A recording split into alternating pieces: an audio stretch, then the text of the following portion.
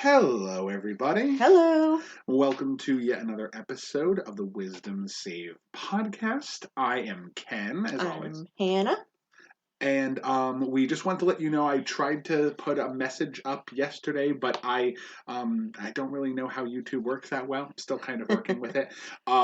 We took a hiatus last week, which is why you didn't see an episode of the podcast go up last week. We just decided to take the Halloween weekend off to just kind of relax, unwind, take it easy for a couple of weeks. We've been working pretty hard, so that's why you didn't see an episode last week. Nothing crazy happened, but we are back for this week. We're spicing up the order a little bit since this time we're going back to individual topics, and Hannah has something she's been excitedly cooking up all throughout this week for us. I have very little idea as to what it is, but she seems excited, so I'm going to let her go ahead and explain it. Okay, so this is this is a game, or a game kind of, that I've been wanting to force Ken to do for a little while. Oh boy. I'm interested. And that is, I saw some people doing it on TikTok. Oh, okay. And I wonder if I've come across it. No, I don't think so, but you've heard me talk about it. Sure. Some girls on the internet were playing Smash or Pass the Monster Manual. Oh no. Oh no. Which I thought was fucking hilarious. Yeah, it definitely is. And that's on my agenda for one of my things. But this one... So, look forward to that, all you beautiful monster fuckers out there. Yeah. We're still playing Smash or Pass, but I couldn't, figure out exactly how to make it hard yet. There's a challenge to Smash or Pass? Kind of. It's kind of like yes or no, pretty much, but spicy yes or no. It's spicy yes or no.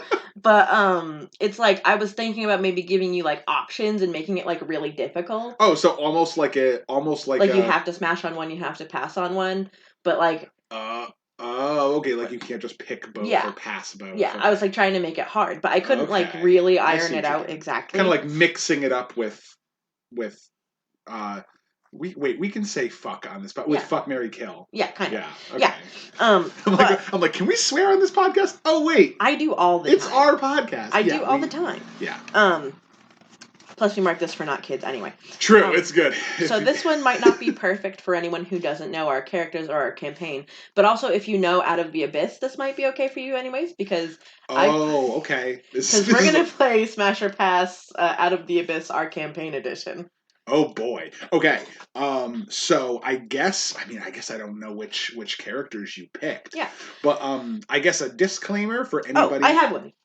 Oh, you have a disclaimer. Never mind. Hannah's got us covered. She's been ready for this. I might not have covered everything you wanted to, but I wrote that for the purpose of this game, anyone under the age of 18 will be aged up to at least that age for these questions. Okay, good. We are under the assumption that anyone selected is down to smash, and you are the deciding factor in whether you smash or pass. Okay, cool. So we are in a hypothetical situation because we have, I think, a few people in our campaign who are 16 or 17. Right. And so I'm that's not cool. Right, yeah. It's that can't work. But we also have a lot of time stuff going on. These characters will be getting older. Yeah. So we're assuming we're talking nearing end of the campaign. Everybody is of age. Okay. Yeah. Okay. So cool. We're assuming that anyone, because that's the thing too, is because I wanted to do the characters in our group. Right, but some of them are 16 and 17. One person in particular in our group. And then, I wanted to make sure we did all of our companions. People know who those people are if they played Out of the Abyss. Sure. Some of them are definitely not aged. And so I'm right. I don't want to, take a bunch of them out and, make it not as fun. So I'm if we're going to do any of them, just assume that it is in the future when they're 18 years old or older. Okay, so later in the campaign. That's reasonable. Okay, perfect. The only other thing too, I'm assuming, and again, I didn't know which NPCs you picked, but for those of you who are listening to this and also playing D&D, some of the NPC names are characters. Some of the NPCs they have are characters that exist in the adventure module. I have taken a lot of liberties with a number of their personalities and character development, so the characters may not be the same as presented in the module, but if you are playing it, there could be spoilers. So just be wary of that. Now, if you're in our campaign, obviously there's not spoilers. And then a lot of these characters, if you have, for example, finished Out of the Abyss with your own group, a lot of these characters don't exist in the module because there's a good number of them that I invented or kind of like created out of some concepts from the book.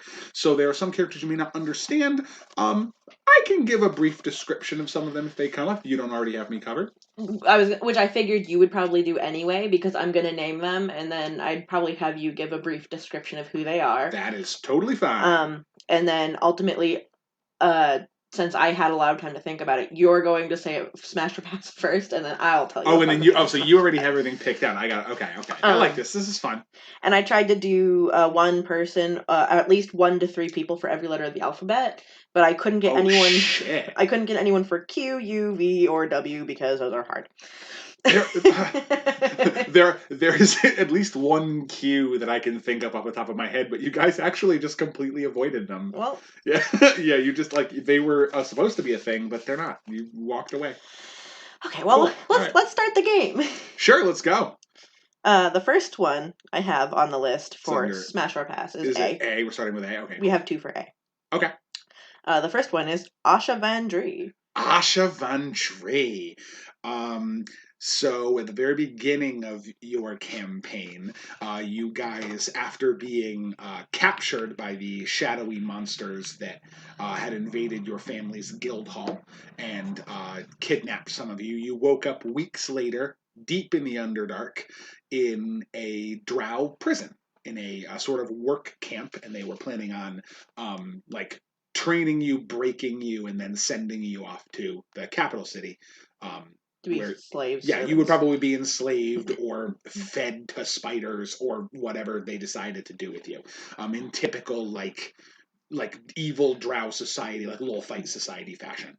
Asha Van Dree is a junior priestess who works with them. She was a assistant and also sort of mortal enemy to the high priestess who was in charge of the camp. Mm-hmm. And the younger sister of the elite warrior who was the high priestess's current boo, I guess, her man in waiting.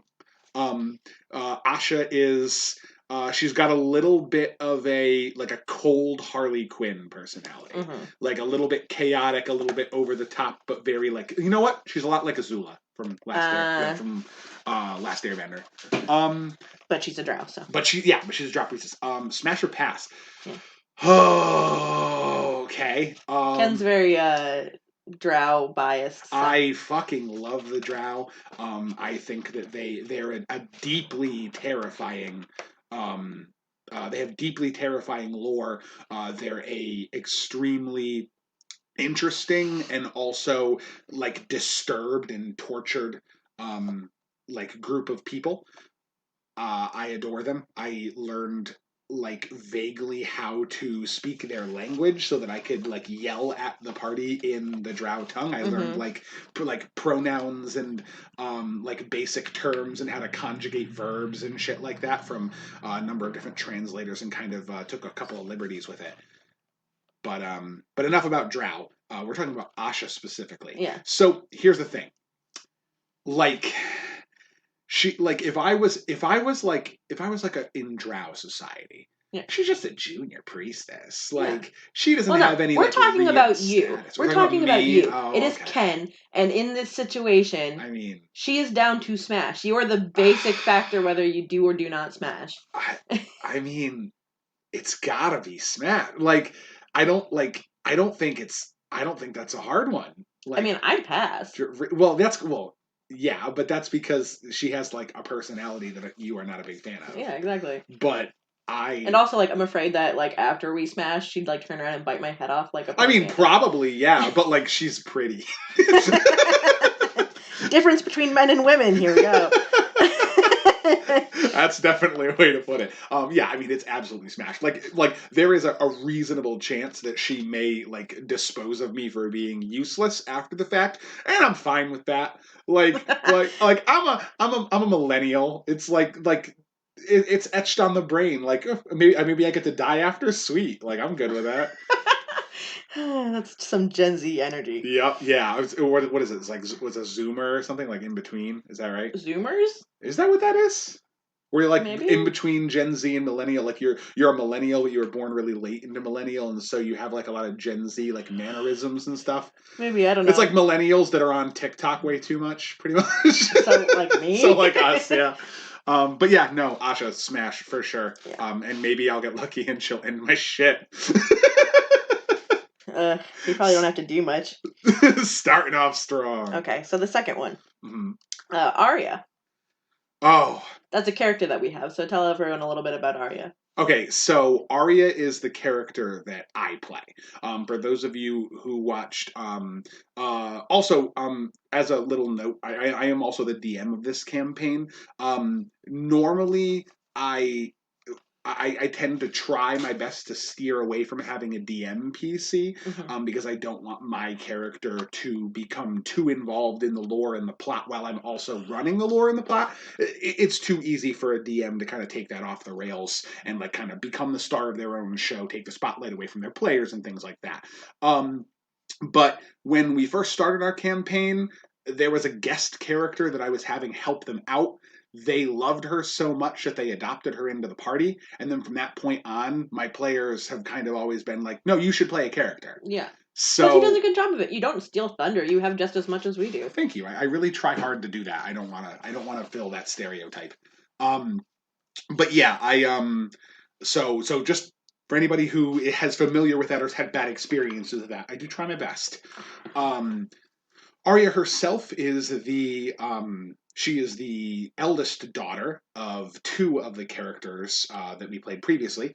For those of you who watched our episode introducing our previous D&D campaign, she's the daughter of the priestess Melisana and the psychic pirate scalawag resident moron Luciano. She is a bard who expresses her musical talents in the form of dancing, and she's also a very talented sword fighter, using her fancy footwork and her blade to kind of dodge around the battlefield. Bright blue eyes, blonde hair, a little bit like lanky, kind of medium height. Wears a lot of like clear ocean blues and whites with a big fancy red scarf, like not scarf, like a sash that she wears. She is sort of like she's a mothering figure and cares very much for the people that are in her group. She tries her best to take on leadership positions, but also has a incurable fear of failure due to her own personal trauma. And so she's kind of like, she tries to be the group mom, but mostly is just nervous a lot. This is a weird one for me, right? Because she's the child of two of your characters, so it's almost she's you, and she's also like your kids, right? And like it's also like hard to imagine that, like, because the assumption of this is that they're down to smash, but she like definitely wouldn't be. She's a lesbian. Yeah. Arya is gay, so she would absolutely not be down to smash. But I guess we assume this is under the assumption that she would be down to smash. Yeah. Or in this situation, we could potentially, because instead of changing her, we could just change you and say you're a girl. Sure. Yeah. However it would work out. However, she would be down to smash. I mean, like, So that's hard. Like, I ignoring like all of the reasons why in my own head I would be like, no, that's not a thing that would ever conceivably happen. Yeah, it's probably smash. I feel like the two of us just would have good chemistry. Like I feel like we'd be really good friends. We'd like hang out often. She's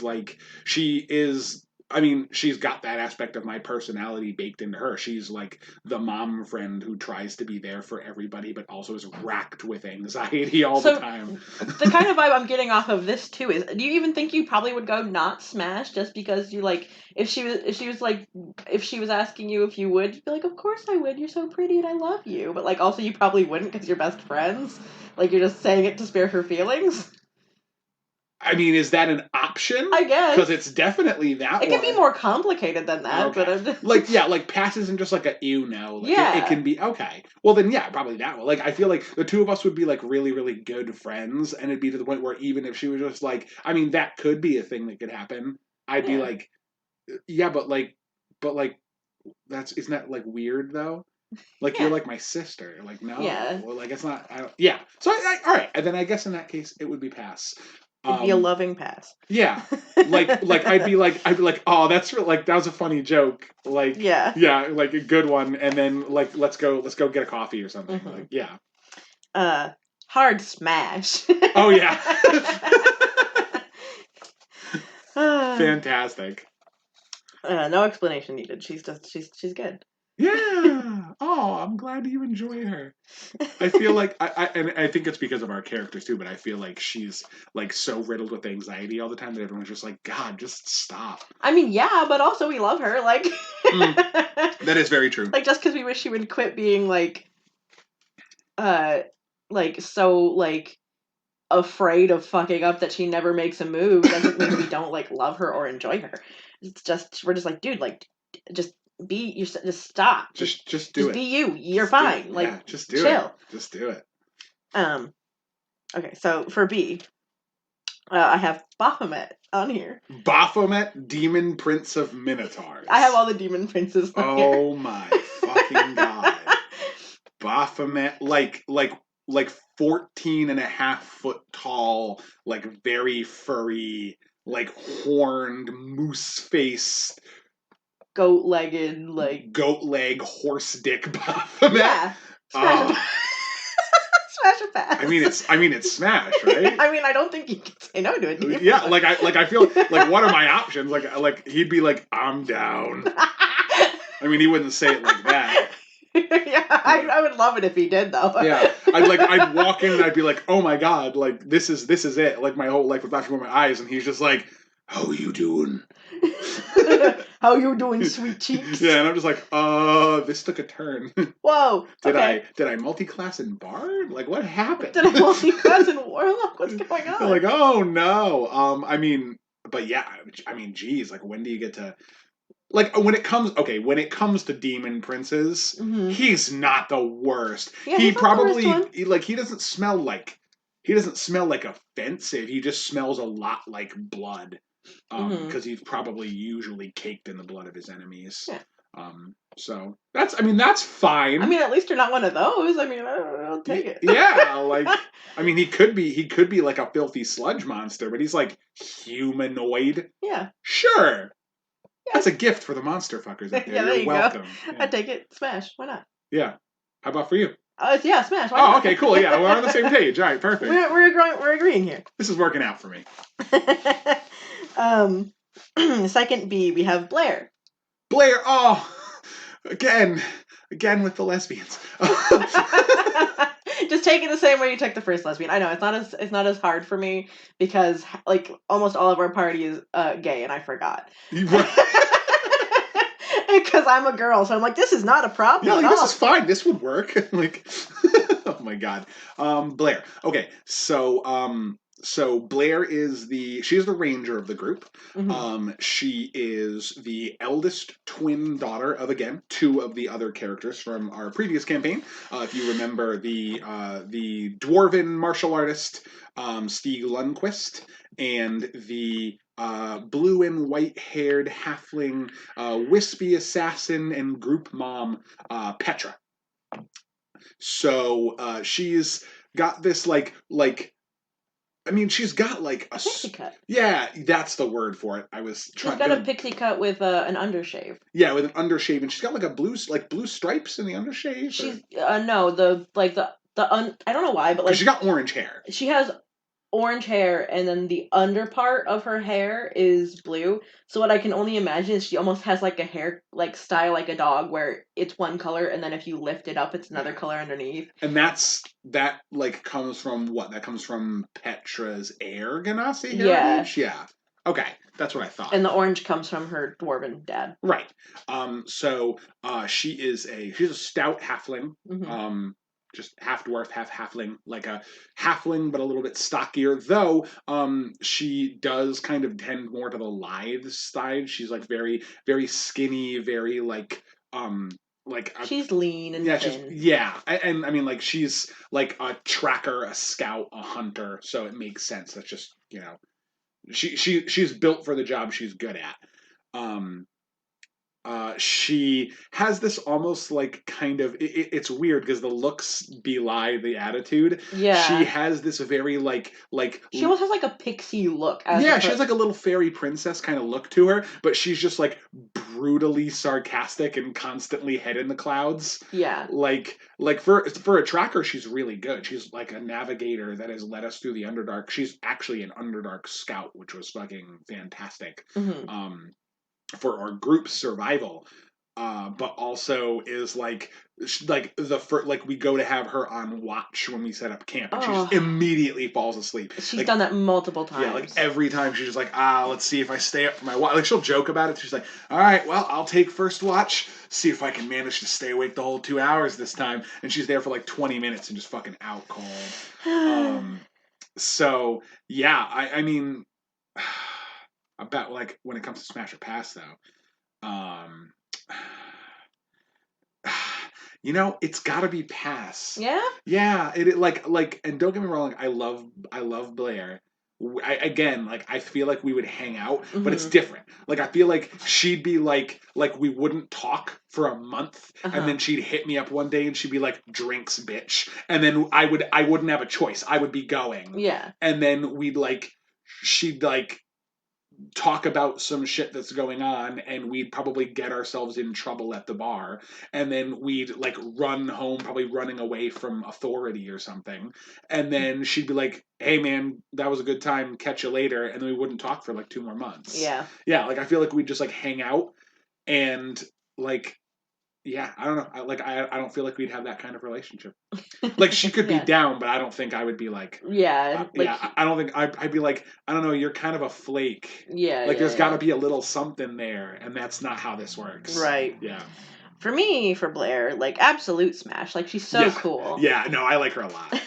Yeah, she's definitely she's like that like way too cool for you friend. She's like the one that's just like I don't give a shit about anything. Yeah. So it's like if she was down to smash, I'd be like, okay. Yeah, you're just like, well, all right, if you say so. Like, sure, you're downgrading, but fine.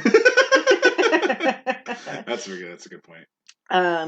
So then for C, we have Kylia. Oh, Kylia, another one of our party members. Mm-hmm. So again, Kylia being the daughter of two of our previous characters, the tiefling swashbuckler and twin sister to Callista, which would be Unity, is her mother, and Lem Ironcloak, the blonde-haired warlock who had forged a pact with Belial to reclaim his family's lost heritage, is her father. So she's also a tiefling, sort of like a crimson red skin. She's got like orangish eyes, if I remember correctly. Her eyes are orange. Yeah, her eyes are orange. Sort of like a looping kind of horn that kind of extends up from her head and kind of goes backwards a little bit. Tends to have like a very elaborate kind of noble attire to her. Like she actually wears a cape. Yeah, wears a cape, high leather boots, like leather protective armor that's cut to look really, really like good for mobility, but also very eye catching. Like thinks about the whole attire. Definitely got like a little bit of a fashion flair to her.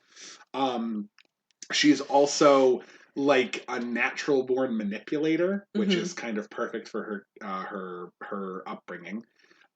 She likes to know people's secrets. She likes to like read people and overanalyze people and kind of like use that against them. If anybody ever crosses her, she'll kind of press buttons when she needs to. Oh yeah, but when she doesn't need to. She likes to know way more about you than you know she knows about you because she can use it later.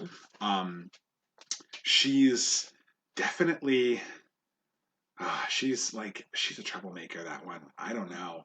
I feel like jeez. It's hard. I think that I think that one's it might be Smash. It might be Smash. Yeah, like she's very pretty. She is like she would have to be like a no strings attached thing, which it would never be. Right, because she like the second She that will it use that happened, against she's you. like, "Oh, I got a string like this." Just reel that in, just keep that in my pocket. Yeah. But the thing is, here's the thing. This is me we're talking about. Yeah. Am I smart enough to notice that? True. I'm going to go ahead and say probably not. I don't have a very high wisdom. I see. I was going to say, I'm like, I would absolutely know that. I'd be like, girl, nah. Like, if we hung out a few times and she's like, okay, super down to Smash, I'd be like, nah, girl. Yeah, you'd be like, I don't think that. I know you're going to hold that shit against me till the day I'm dead. I ain't interested in that getting weaponized, so I'm good, yeah. Yeah, the thing is, like, I feel like I would not want that to happen, but I don't feel like I would catch it. And we're talking like dumb, like we're talking like dumb Neanderthal brain, just going like, okay. So yeah, I definitely get snared in that shit. Also, I feel like she'd just be way too bossy, like, which is fine. I mean, which is fine, but also like, there's a point where it becomes too much, and then I'm just distracted, and I'm like, okay, what? Right. God, I'm glad my parents don't listen to this. Ooh, my sister listens to this. Oh, yeah. Whoopsie. She probably won't listen to this one. Hi, Erica. If you're listening, send us a thumbs up or something. Oh, yeah. Make sure you let us know you actually watched this one. So the next one is D. It is... We're in D, okay. It's Demogorgon. Demogorgon. The two-headed baboon octopus fusion demon prince of madness and chaos. Yeah. Huh? I mean, it's gonna be a pass from me. I would pass too. Not Demogorgon. I have a strict no tentacles rule. I don't, but... Okay, I learned something about you today. But I don't, he's huge. Like, he's like the size of like 12 buildings. He's like 36 to 50 feet tall, depending upon, or 36 to 52 feet tall, depending on how he chooses to manifest. Typically resides deep under the ocean as a deep sea horror, which is awful. Yeah, every single one of your worst fears. And I mean, he's just got bifurcated tentacle arms. Like, there's not even like where's the foreplay? It's just like he just fucking puppet masters you from places you don't want to be puppet mastered. So I'm gonna go with a big fat fucking no on that one. Probably not. No. Yeah, I don't think so. Plus, like, I'm pretty the first thing that happened after that fucker pops out of the ocean is not gonna be, I gotta smash that. It's for me anyway. Right. It's gonna be. Oh, there's always some. There are some people out there, and you are braver than the Marines. At least braver than me, for sure. So yeah, hard pass. Jesus. This one I actually don't really know how to say. I'm assuming it's a demon prince. Also in D? No, this one's E. This one's in E. Okay, we jump to E. L-Tab? L-Taub? L-Taub. L-Taub. They are a demon prince, but I don't actually think they are... currently a standing demon prince? I don't think they're in our campaign. Oh. We can look them up, but I'm going to need your phone because my phone just started system update. No, if they're not in our campaign, I'm skipping them because this is strictly... Yeah, I'm pretty sure, and I could be wrong, because there were a number of demon princes that could be relevant to this campaign. There are some generic ones, and there's room for you to kind of add in extra ones. I did, but... not all of them, like, in game, that the demon princes have been present in the Underdark for several months before you arrived there.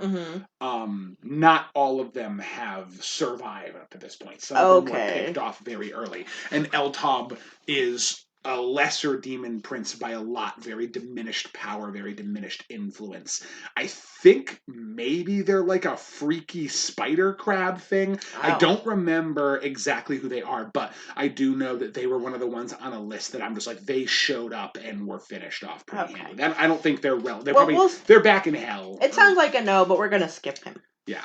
Or her. Or also, I'm pretty sure they're gross. So no. Yeah. Yeah. So then we're going to our second E. It's Eldith. Oh, Eldith Feldrin. So Eldith is she's a redheaded, kind of like stocky, strong, like very well built dwarf. She's like built like a lumberjack. Mm-hmm. She's a dwarven woman. She is in her like very early 20s, I think, like in dwarven years.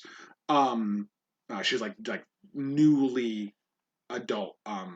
She was sent out on a scouting expedition, which went very poorly and ended up imprisoned in the Underdark. She was one of the people that you guys found in the encampment. Mm-hmm. She has stories and memories from her family of like great and legendary heroes she grew up on and loved hero stories. And she became sort of infatuated with your characters as a whole because you all very quickly identified yourselves as the children of famous heroes who fought a god. Mm-hmm. So she's been traveling with and protecting your group for a long time.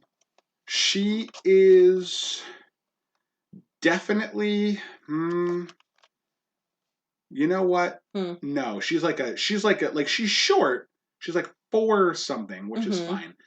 She's a strong lady. Yeah. So that's gonna be a smash for me.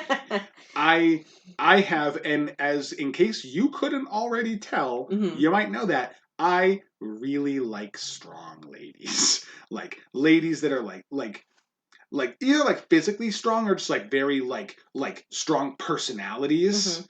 I'm just like, oh, be still my beating heart.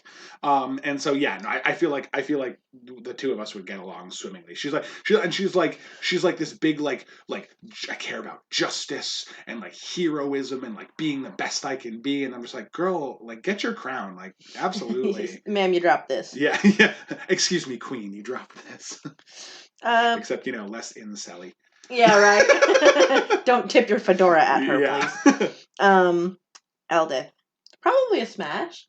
Yeah. Like, I couldn't, like, the only thing is like, I couldn't really see, like, I could see me and her being friends, but sure. I could see me and her being friends like me and Meredith are, where, like, we really like each other, but, like, we don't really talk. Like, right, yeah, sure. Like, not that we don't want to talk, just, like, we're both, like, anxious, so we're just, so we're like, yeah. And like we talk sometimes, and like we're like at least I'm eager to talk to her, but like we just don't really like go out of our way to talk to one another like really really often. Sure. And so I couldn't see myself spending a lot of time with her just because I don't spend my time with a lot of people.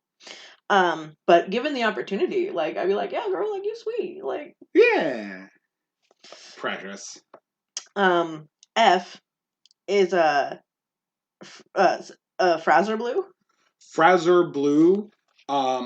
So first of all, Demon Prince of Lies, Deception, and Illusion. Got like a gargoyle Cthulhu thing going on, like like gargoyle from the neck down, Cthulhu from the face up.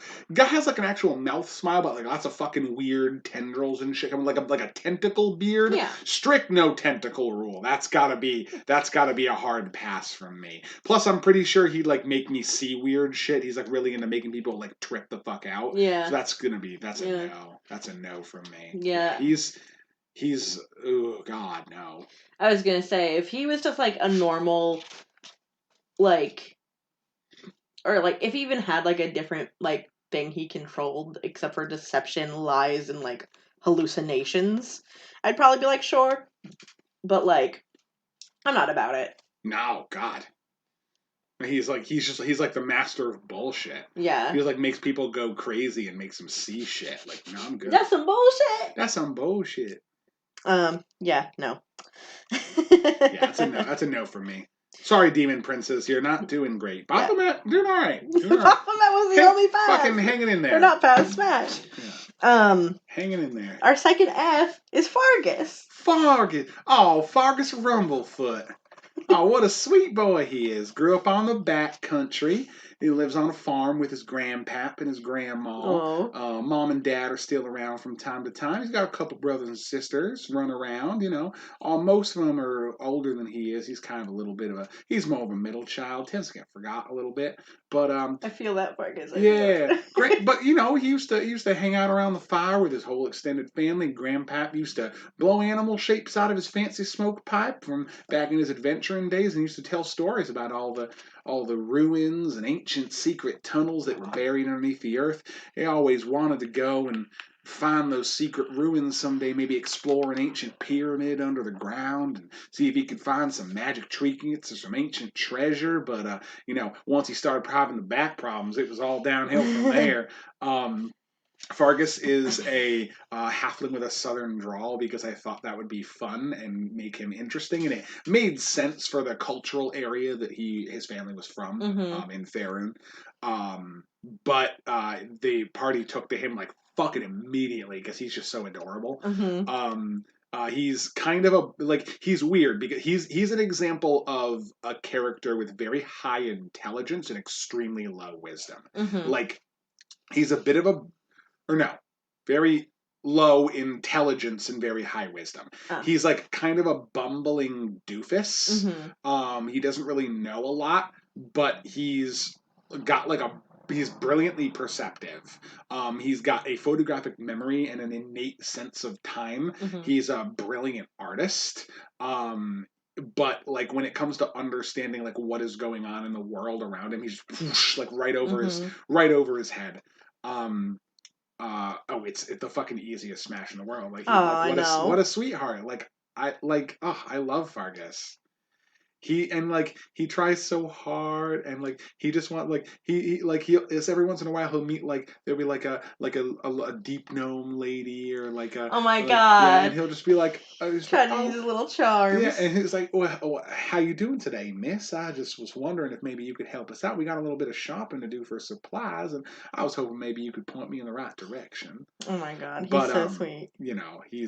He doesn't really it's more just shaking and sweating while he's doing that. He's not very smooth. Ivy doesn't really help. Lots of the time when he comes across women, he's with my character Ivy, which if you don't know her, she's very aggressive and she was in the middle of tracking people once, and she was they were buying cloaks or something, and then she caught wind of someone tracking them, and so she tried to find Fargus, couldn't find him. She panicked.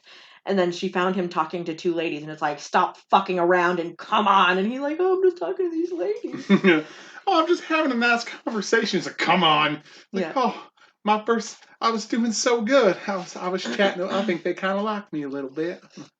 Yeah, absolute smash. Smash 1,000 times. Yeah, he's a sweetheart. Absolute sweetheart. If if I didn't already have something going with Arya, I would absolutely go after him. Oh, really? Oh, yeah? That's so cute. Well, because Ivy kind of has a soft spot for him. Yeah. And it was funny because you were one of the ones who was like, I don't want to fight. When you had to rescue him from being trapped in that spider cocoon, you were like, oh, God, let's not waste our time going back for him. Just let him fucking die. Yeah. But then, Ivy's the one that, taught him how to exfoliate his, face with mud. Oh, yeah, when you found the mud spring. She taught him how to, make his scarf look nice when he got one because he was wearing it like a doofus. Yeah. So she fixed it. And, I ain't never had any fancy neck wrappings before.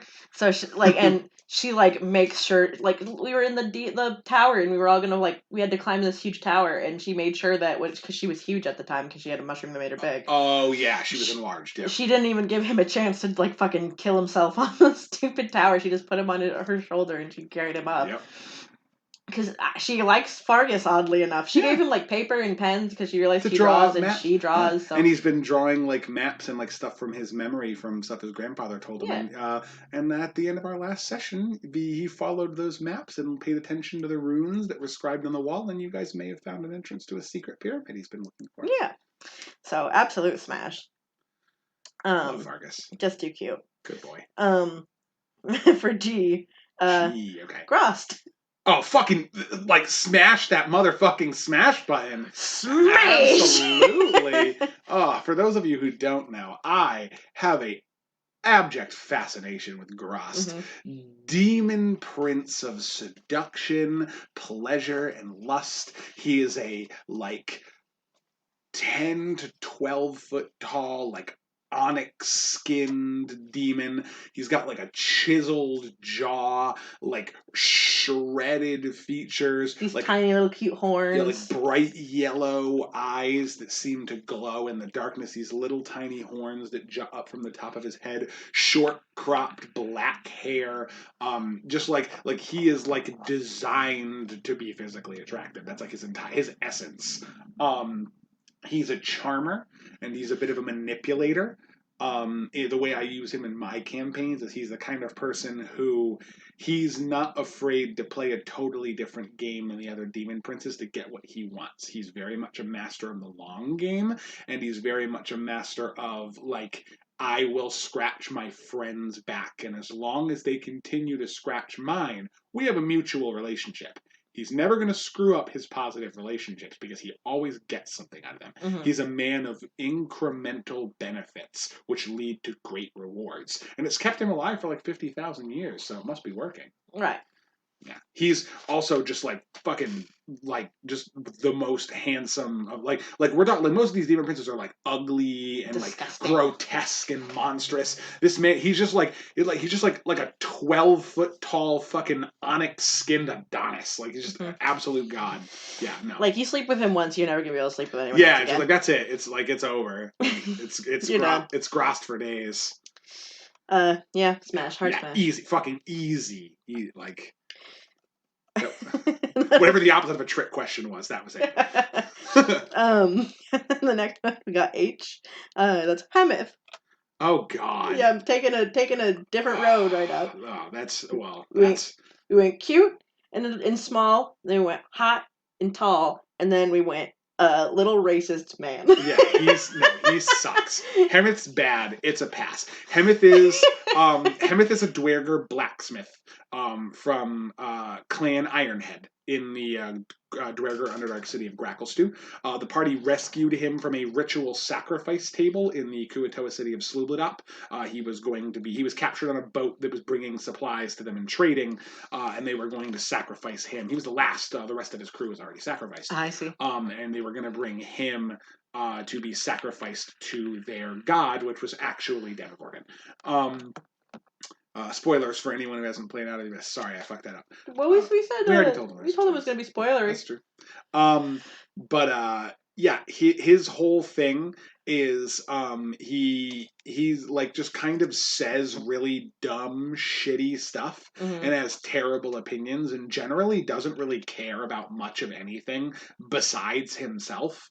And doesn't seem to understand why it's wrong to express that, especially in really inopportune moments. He'll just like randomly assume things about party members because he's like, oh, well, I mean, like you're an elf, so you must do this and this. He doesn't really do that anymore, and that's because I'm pretty sure Ivy... That's because every time he says something weirdly prejudiced or racist, you just like get all up in his face about it. He's like, oh, because he's also kind of a coward. He's realized I will beat the absolute shit out of him if he keeps saying racist crap to my friends. Yeah. He's a good blacksmith, but he's also kind of a giant asshole. What was the one other thing I wanted to say about him? His biggest claim to fame at this point, he briefly left the party when we rejoined Gracklstew, but then there was a risk that Demogorgon was coming to Gracklstew, so the party had to beat a hasty retreat, and we told everybody that we knew and vaguely had any connection with, hey, if you want to save yourself, get the hell out of here. Like the city guard won't listen to us. They're not going to flee. So we're going to leave. And if you want to come with us, come with us. And he abandoned his wife and kids because they wouldn't go. They're like, no, this is an opportunity to like seize the initiative and overthrow the king. And so he's like, yeah, fuck that. I'm not doing that. I'm going to get out of here. Like, if you all want to get eaten, that's fine. Fuck you. And he just left because he has no attachment to anything. Yeah. Yeah, he sucks. Pass. Major pass. Not interested in cowards myself. Yep. Next one is our eyes. which are a neat little pair right there. But first one is Ivy. Oh, Ivy, that's your character, of course. Very human in her physical body's or her physical form. But she is a fire genasi. She has fire elemental blood. Mm-hmm. Her great grandfather was an Ifrit. Mm-hmm. Um, and so she's got like three-toned hair, like white as bone, black as soot, and red as flame, Mm-hmm. sort of intertwined, covered in all these tribal tattoos from her clan and culture, symbols of her ancestors, descending through both sides of her family. um she is, strong, lean, fierce, aggressive, very striking. Has like an Amazoness warrior kind of like physical appearance to her. Pale skinned, like more so than you would expect from an islander. Red eyes. Yeah, it comes from both the Fire Ganassi heritage and the fact that you're like all your ancestry is descended from like Northlanders. Yes. You're all like the descendants of like Faerun's version of Norse people. Mm-hmm. So that's the kind of imagery there. I mean, she's a big strong lady. It's easy. I mean, she'd like be mean to me a lot, but like, would I be that upset about that? Right. Not really. No, I'd be pretty cool with that. She's the kind of girl that most people want to step on them. Yeah, she's definitely like there's a whole there's a whole subreddit for people like her. Yeah. So yeah, definitely smash. And my character seems to agree, since my character is like madly in love with her and can't fucking make a move to save her life because she has anxiety. Yeah. But so does Ivy. Yeah, so Ivy it's perfect. does too. So it's yeah, right. It's just like fucking two ships passing in a storm and then turning around and passing each other again and just making figure eights until they crash. We're just waiting for the crash. Yeah. It's like you're just watching them go out to sea and they're swimming. You're like, when the fuck are they going? It's like, what's gonna happen? But it's been going on for a while. Yeah, because they're like 2 miles out and you're like, they're gonna hit each other. They have to. They're going to. They're still too close. When are they hitting? No, for me, absolute smash. Like, yeah. The only thing though is because she's me, but she's like a personification. Now you know how it felt when I picked Arya. But it's harder because she's like the personification of my aggression. Right. True. And anxiety. And so, but aren't all of your characters a personification of your anxiety? Yeah, in all of them have a little bit of all of your characters have anxiety, different kinds, but all of them have anxiety. But at least a little bit. Yeah, different ways they show it. Yeah. But I thought Raffi was in the clear, and then he started fucking like religiously like smearing the windows of that church with holy water when someone said the word vampire, and then I'm like, oh, there it is. You just gotta get to the one thing they're most afraid of. Yeah. And someone was like, it could be a vampire. And like 40 seconds later, you were like fucking breaking wood off the chairs, ripping teeth out of vampires, and it's just like, oh boy, there he goes. Oh, there it is. That's him. That's what he don't like. Holly is definitely his daughter. But no, because what I was saying originally was that I like everything about her in me is just like, yeah, smash. But like assuming that me and her are like individuals, like. I don't know if we'd get along. We might get along awesome, or we might not get along at all. That's true. Because if she's a bitch to me, I will be a bitch to her, and then there's no end to it. Sure. So it's like, if we're friends, absolutely. If we're not friends, no fucking way. Not even if she wanted to. Like, it's like, I feel like, no, that's embarrassing for you. Yeah, it's like, it's gonna be no for me. Sorry. But anyway, the second eye is Ilvara. Ilvara Mizrim, High Priestess of Lolth, and the Warden of Velkenvel, the prison camp.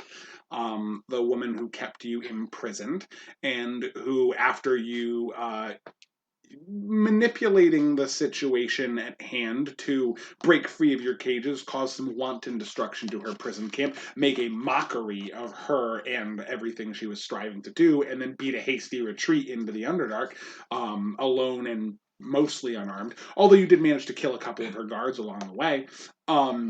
She doesn't know what's good for her. Yeah, she was infuriated and insulted that any mere like cretin that she believes to be below her would insult her in such a way, and mobilized her forces and chased you down for weeks and months on end, before finally using the fact that you had stopped in Grackle Stew as a way to kind of corner you, and they blew up a bridge down a path that you should have walked down and cornered you at the other end. Um, and fun fact, I intended that to be a opportunity for you guys to try to flee from them because they were vastly overpowered at that point, and you just fucking cornered her and killed her instead. Yep. So, oops. But yeah, she's she was a very powerful priestess, very alluring. She has like a very like the strong cheekbones and hard jaw of like the really like domineering cut figure of a drow matron. Wears like very little bits of like mithril or steel like chain mail or plate mail armor formed into corsets with like spider web silk streaming down, lots of blacks and like purples in her attire. She is very similar to a lot of like the very powerful drow matrons who wear like little bits of armor but very little, and typically very like a little bit more like unprotected areas of her body, like like showing hips or showing like skirts that show the inside of the leg. In drow culture, it's believed that exposing oneself to obvious danger and still surviving is a show of power. Wow. Which is probably just some weird old hand wave metaphor for this is why we draw battle bikinis on our drow, which is stupid, but like she at least carries that adage to heart. Very high ponytail. Her hair is pulled like all the way up, stark white, banded up really tightly, and then it just kind of like cascades down, hitting almost to the small of her back. Like carries a whip. Very like dominatrixy kind of like look to her. So that's a smash. I was trying to avoid it, but there's no avoiding it. I knew the moment she came up. It's a fucking smash. Like she's a very powerful drow lady, just very in charge. Like love that for her. Like you like serve queen, but don't actually serve because like drow kind of suck. Yeah. But also like damn girl. Like for me, it's a hard pass, and not even just because of like all the shit that her and Ivy had going as beef, but like because I'm talking about me. Yeah. She's just a bitch. Oh yeah, for sure. Like nothing. Yeah, she treated you guys like dog shit because she, as far as she was concerned, you had insulted her in the worst possible way. She's like the kind you were lesser than her, and you didn't deserve such like fortune that like some wayward god had granted you. She'd like want me to like lick her feet, and I'm like, no thanks. Oh, for sure. Yeah, she was all about that like display of aggressive power. And it killed her. Yeah, because she should have left when she realized your group had a like battlefield and tactical advantage. She had a fucking dimension door prepared. She should have left when you guys killed Shore.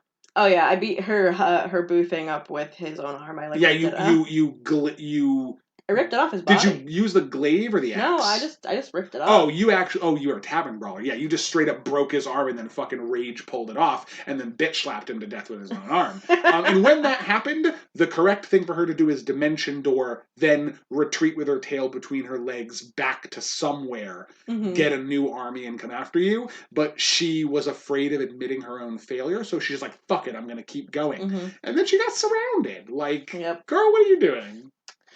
Admit when you're beaten, go home. But she can't now because she's dead. Yeah. You beheaded her. Well, she's also burned now, so they can't even bring her back. Oh yeah, you beheaded her and lit her on fire, yes. Ooh, yeah. The next one is it's the start of our J's. The first one is Jorlin. Jorlin Duskrin. The reason why you guys got out of prison and possibly the reason why the tide in that battle turned. Jorlin so first of all, he's like youthful, like he's closer to middle age. He's like drow, like early to mid 30s.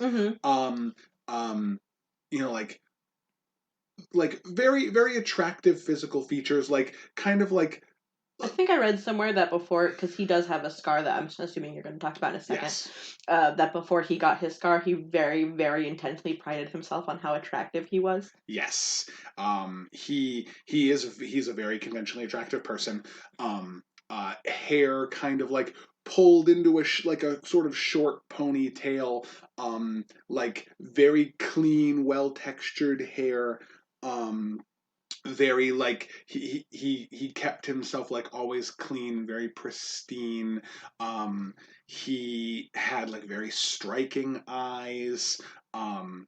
Built very well, fairly strong, but kind of lithe warrior. A character who would be attractive amongst Drow society. Mm-hmm. He's lithe, moves quickly, moves with purpose, but also very physically strong and very adept. Um, and he prided himself on that before a wayward expedition to clear out some of the tunnels near the prison camp, helmed by Asha and Shore, led to him being attacked by a black pudding.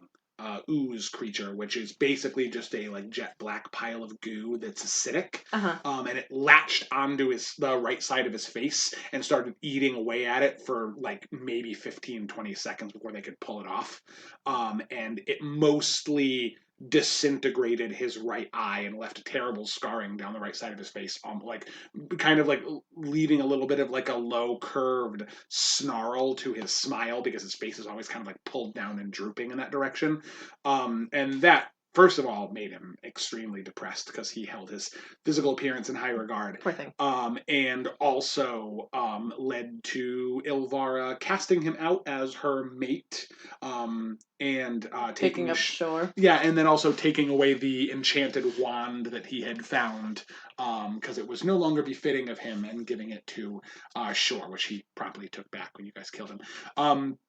You conveniently, which was a complete accident and made me laugh hysterically when I was planning and read their names, we had decided well ahead of time that the Drow who Callista had married From the original group was one Goran Duskrin, the uncle of one Jorlin Duskrin, this particular slaver. So once Noir had revealed her last name and her family connection, the soft spot for his family kicked in, and he fucking let you guys out of the cell. Yeah. And then when you eventually bumped into them again, he came out and was like, all right, that if there was ever a time to turn on her, now is the time to do it, and help turn the tide in that fight. Very, very sad boy with a tough life, and I'm a sucker for a sad boy. So it's gonna be a smash for me. Yeah, his right side's all fucked up, but like whatever, that's fine. It's okay. Yeah, poor baby. I want to make you feel better. Like your whole life's been so sad. Like you're like aunt and your mom are like, yeah, kill your cousins because they suck, and you're like, but I like my cousins. And like he's not meant for how cruel Drow society is, and you guys like gave him an outlet. Yeah. So, yeah. I have a soft spot for him. It's an easy smash for me. Easy smash for me too. Yeah. He's like I want to be nice to him, and it's hard for He's still kind of an edgy asshole. Well, yeah. But what do you expect? Genuinely working on it. Yeah. I was gonna say, what the fuck do you expect from him? Like he didn't grow up in this like happy-go-lucky like family household, and he's just a cunt. Yeah, right. Like he grew up in a bunch of people that like want you to kill all of your family or friends, and you better watch your back or they're gonna kill you. Right. So of course you turn into an edgy asshole. But like he's proven that underneath all of it, he's nice. Yeah. And I obviously have the part of me in me that's just like, but I want to fix him and make him feel happy. Mm-hmm. Oh yeah, girl. But Ivy also has her own like semi-attachment to him, though she would never fucking admit it to save her life. Of course. Like she's like nah, he's like my buddy, like right. Mm-hmm. Like we have midnight like dish sessions about like what kind of dreams we have when we all swap dreams and shit. Like he's a cunt, but like I'm also a cunt, so it works. Yeah. He's the only one around here that doesn't try to, like, make me give him hugs. So, Yeah. so I'll take it. Looking at you, Noir. Well, fucking Blair, too. Every single That's time true. everyone has a group hug, she's like, Ivy. Huh? Yeah, because she's just trying to fucking get you. Out of here, Blair. Yeah. God damn it. No one remembered it was her. But yeah, no, for Hannah, hard smash. Yeah, easy. Second one is Jublex. Dweeblex? Oh my god. So first of all, before we say anything, pass. Second of all, Dweeblex is the demon prince of slimes, oozes, and like corrosion. Mm-hmm. He's literally a giant, like greenish yellow black puddle of sentient fucking ooze. And for anyone who watched our top 10 creepiest D&D monsters podcast, listened to it, I fucking hate oozes. Like, I love them, but I hate them. They're terrifying. They're awful. They're scary. Imagine a literal, like, 20-foot fucking tidal wave of caustic, poisonous sludge comes barreling at you, literally corroding the cave walls into dust as it passes by. And right before it gets to you, it like yells at you in 6 languages at once. Fuck that. Yells at you in 6 languages and goes, "Wanna smash?" Yeah, no, thanks. I don't. We're good. I would prefer that you either disappeared and then I could go to a therapist, or if you just killed me immediately, so that I didn't have to deal with this anymore. That's a fucking nope. All the guys that like slime girls out there are gonna be so sad. You know what? If you like slime girls, that's good for you. Like, that's great for you. Like, live your fucking truth. But that ain't me. Yeah. At least on him, I would pass. Not to say that slimes are off limits, but they are for me. That's a no. That's kind of incriminating. What? I don't know. No, because I remember there was that one slime that everyone talked about that's nice because something happened to him and he's got like the 2 eyeballs. Oh, yeah, that you guys kind of missed, yeah. I'm like, oh, fucking sorry, he's nice. Yeah. I mean, he's also corrosive. I think he can turn it off, though. I think he can, like, choose not to be corrosive to his friends. Like a ponyta. Yeah. Once they like you, they won't burn you. Yeah. But this one in particular, nah. Yeah, that's a big fucking... That's a pass. Yeah, huge no from me. Okay, next one is... We're in K now? No, this is our third J. Third J, shit. Okay. It's one of our... Actually, it's like our only one that has 3. Oh, wow. This one is Jim Jar. Oh, Jim Jar. Well... Pass. Yeah. I think it's pass for me, too. Okay, I wasn't telling you to pass. Yeah, no, that's the thing. It's pass for me, too. Jim Jar is... how do I... Well, it's not really a spoiler, because this is not how he is in everyone. We're talking about Jim Jar. Talking about Jim, like the character Jim Jar. Yes. Okay. Jim Jar is a Sverfniblin, which is the D&D, the deep gnome. They're like sort of like gray to onyx-skinned gnome. Usually they're bald, but sometimes they have strangely colored like small tufts of hair. They don't tend to grow a lot of hair. But they're gnomes. They live deep underground, and despite the horror and nastiness of the Underdark, they're a pretty like well-meaning and good-hearted society, extremely paranoid because they grow up around actual monstrous societies, which is something I can appreciate. Threaten to eat them constantly. So very paranoid and very like big on like security and like sussing people out to high hell. But generally speaking, they have all the traditional like industry and craftsmanship and exuberant energy that your average gnomish society has. He's like a little bit of a grifter. Jim Jar he's a gambler, he's a player, he likes to kind of like make bets with people and act like he's king shit of the universe.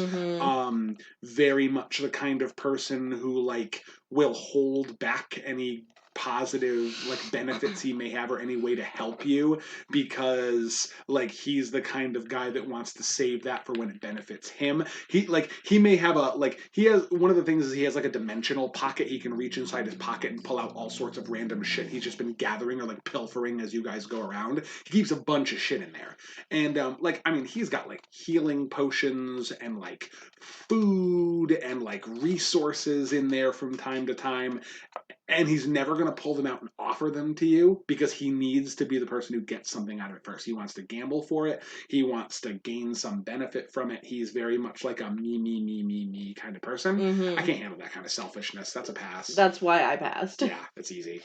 I could only imagine in bed, like, incredibly selfish.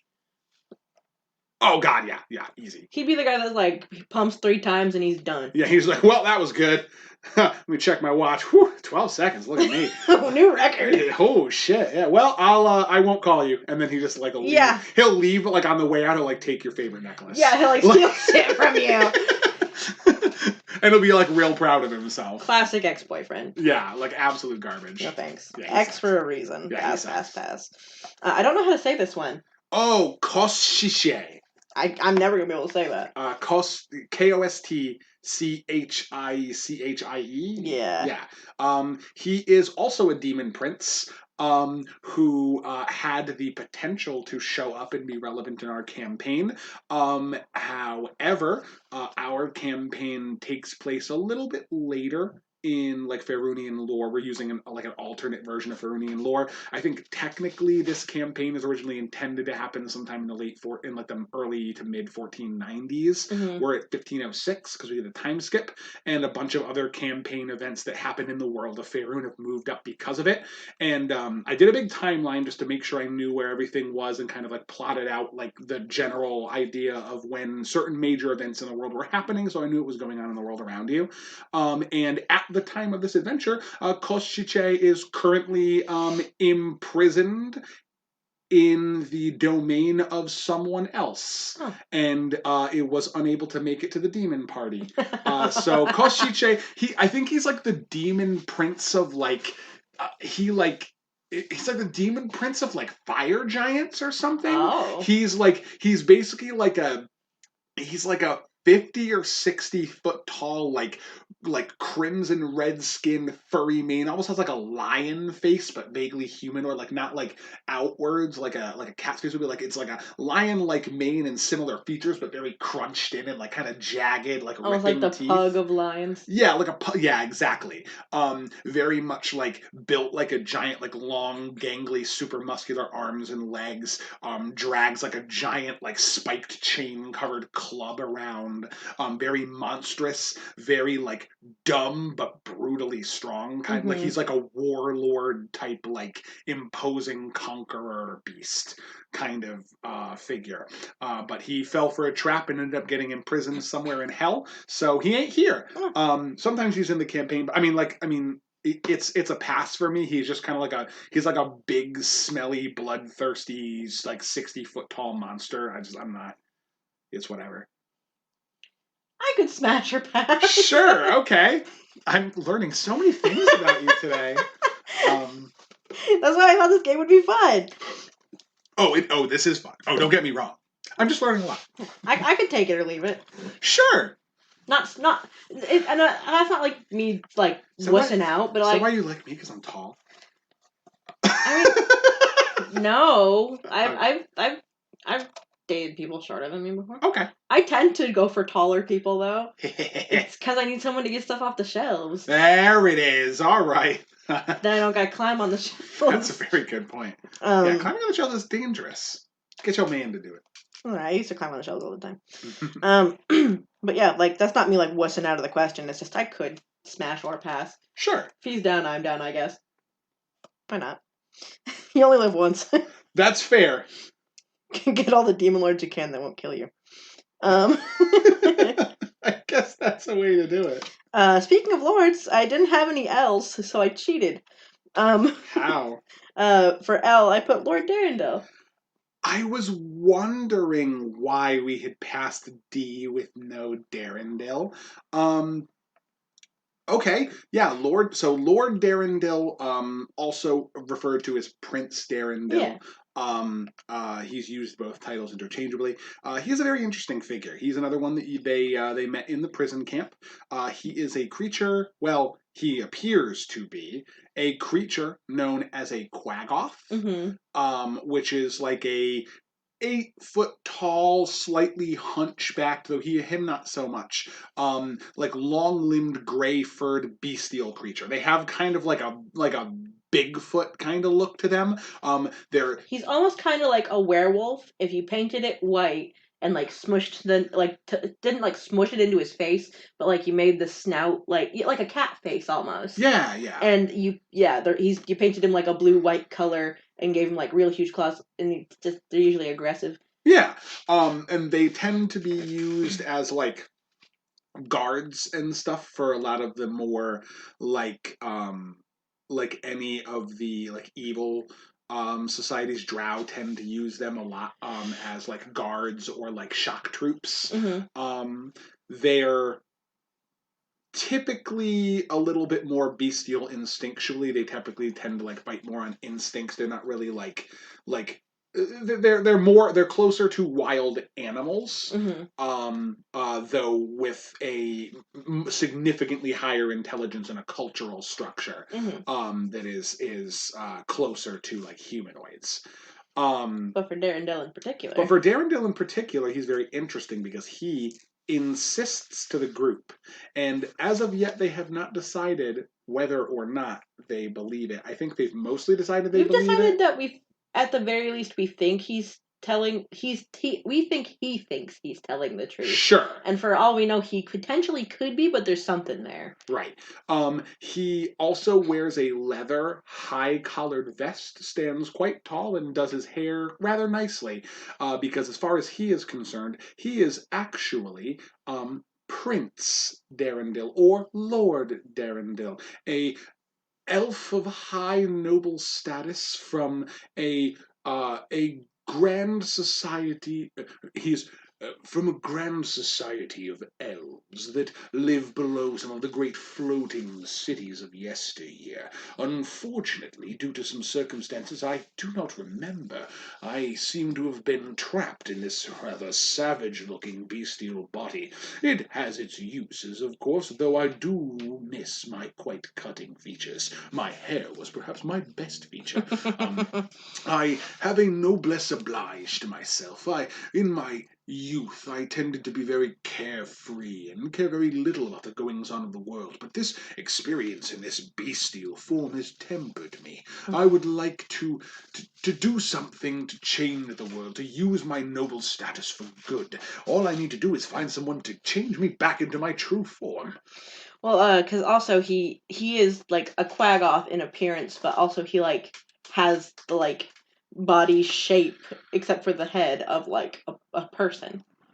Yeah, well, I mean, like he's like tall like a Quaggoth, he's lanky like a Quaggoth, but he doesn't like hunch over like a lot of Quaggoths. Mm-hmm. So he stands up tall, wears the high collar, bears like a very like welcoming smile, soft eyes as opposed to like the hard kind of like bestial aggression Mm-hmm. that you sometimes see behind like the eyes of like a pack hunter. Mm-hmm. Um, and he wants the party's help returning him to the surface because he would like to find someone on the surface who can change him back into his true form so he can go live with his people again. Mm-hmm. Um, Smash a pass. Smash or pass on him. Oh, I mean, see, that's the thing is like, monster fucker. I am not. For the most part, although I did pick Baphomet, so maybe I'm questioning that. No, it's fucking Smash. Like, Smash, yeah, smash, smash. like the as he describes himself, the elven lord Darendil. Mm-hmm. Oh yeah, for sure. Very handsome, very charming. A little bit of an asshole, but he turned around later in life. Um, but Quaggoth version of him that's a little questionable. But I like his personality. Sure, we can make it work. See, that's oh yeah, I guess. I was gonna say I'm trying real hard here because a lot of what goes on with me in association with like wanting to smash people has to do with personality. So I'm trying to kind of go off of just base appearances here, or like Sure. a little bit of both. But I mean, he's sweet. I don't care what he looks like at this point. Yeah, that's true. Fucking smash. Why not? Yeah. Okay. Okay, so For M. moving on to M. Wait, L. Lord. Oh yeah. No, Okay, yeah. I only have one for L. You're right. I don't know who this is, but you might because I think it might be a demon prince again. It's Malcan. Malcan. I don't know. I don't know of any character that it might be. Like an NPC. I don't remember naming anybody Malcan. Where did you get the name Malcan though? Because it's I'm not. pretty sure I got it from you because I briefly went over with Ken for some of these because I was missing some letters, and M was one of the ones I was missing. Oh, you're right. So Malcan was an NPC. Who the hell were they? What did they do? Oh my god. Oh, they were the they were the kobold.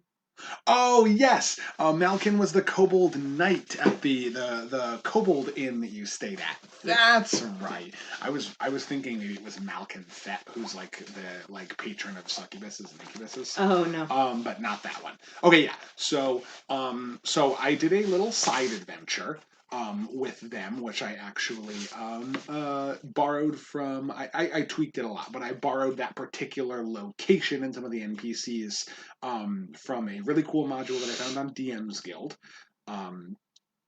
And so basically there was a like an old abandoned like fortress or castle, probably an old Dwerger castle on an abandoned island that was in the Dark Lake on its way towards the shore of Gracklestone. Mm-hmm. And you guys were blocked from entering the city after a nearly 20-day walk by a searching expedition. The military was out looking for something, investigating for something, running drills in the area. That you never actually figured out what they were looking for. I don't think we cared. Right, I don't think you guys did. But you went out looking, or you went out to try to get through them, but they told you they weren't letting anybody through the main roads because they were searching for something that they needed to find. Mm-hmm. And it was going to take like 6 to 7 days. You guys didn't want to wait that long, except for you, because the alternative was getting on a mushroom cap boat and sailing out into the fucking Dark Lake. Yeah. Ivy has my fear of water and the things that are in it. Yes, especially the things that are in it. So you all begrudgingly, we kind of had to like force Ivy to do it. Got onto a boat in the Dark Lake and sailed your way out towards the small island with the old abandoned Dwerger fortress, which had since been taken over by a small group of kobolds. Yeah.